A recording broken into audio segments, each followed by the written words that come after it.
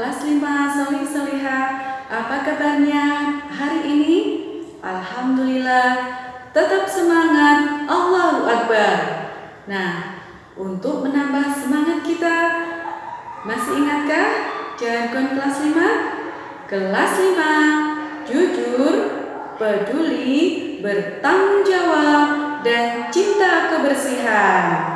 Alhamdulillah, semuanya masih ingat? Mari kita awali pembelajaran kita hari ini dengan membaca basmalah bersama-sama. Bismillahirrahmanirrahim. Nah, apa yang akan kita pelajari hari ini? Ya, di bab 4 ini kita akan belajar tentang makna Sumpah Pemuda dan Proklamasi Kemerdekaan. Perjuangan kemerdekaan bangsa ini telah melahirkan pahlawan-pahlawan di seluruh daerah Indonesia. Dan berdasarkan pemikiran seorang lulusan sekolah dokter Stovia bernama Dr. Wahidin Sudirohusodo bersama temannya Dr. Sutomo ingin mengubah cara berjuang rakyat Indonesia dari perjuangan fisik kepada cara perjuangan melalui pendidikan, dengan membangkitkan kesadaran masyarakat Indonesia kala itu terhadap pentingnya persatuan dan kesatuan bangsa.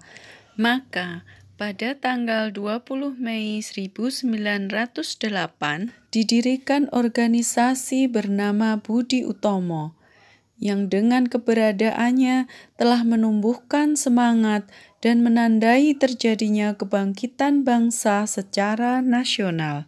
Kesadaran akan pentingnya persatuan dan kesatuan bangsa mendorong para pemuda dari berbagai suku bangsa yang ada di Indonesia untuk mengambil tindakan patriotisme.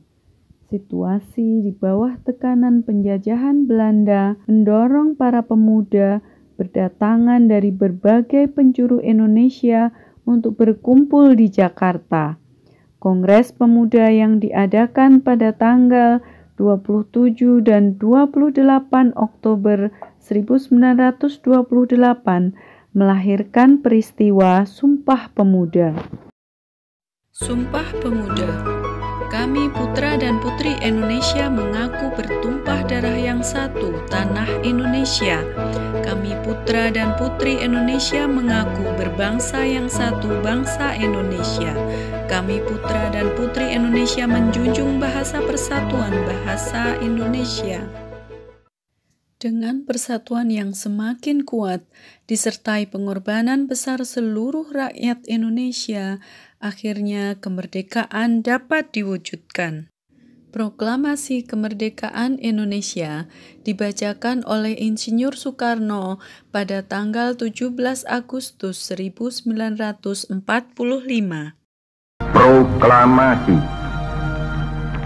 Kami, bangsa Indonesia, dengan ini menyatakan kemerdekaan Indonesia. Hal-hal yang mengenai pemindahan kekuasaan dan lain-lain diselenggarakan dengan cara saksama dan dalam tempo yang sesingkat-singkatnya. Jakarta, 17 Agustus 1945, atas nama bangsa Indonesia, Soekarno, Hatta. Setelah merdeka, bangsa Indonesia harus terus membina persatuan dan kesatuan NKRI yang dilakukan dengan usaha tanpa henti oleh segenap pemimpin bangsa dan didukung oleh seluruh masyarakat. Membina persatuan dan kesatuan dapat dilakukan antara lain dengan membina sikap patriotisme dan nasionalisme. 2. Mempelajari berbagai budaya dan bekerja sama antar daerah. 3. Mengutamakan kepentingan bangsa dan negara dibandingkan kepentingan pribadi atau golongan. Dan keempat, mengembangkan prinsip saling menghormati dan menghargai. Nah, sekarang mari kita diskusikan apa sebenarnya alat pemersatu yang paling penting bagi Indonesia sebagai negara multietnis sehingga memiliki jumlah bahasa terbanyak di dunia.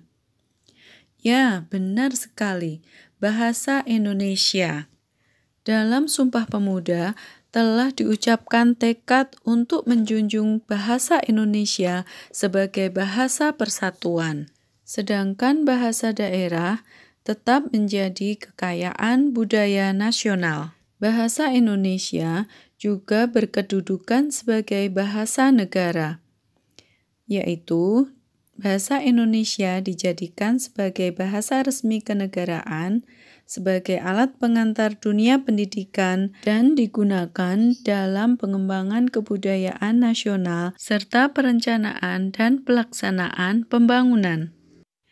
Nah, sekarang saatnya mengerjakan tugas.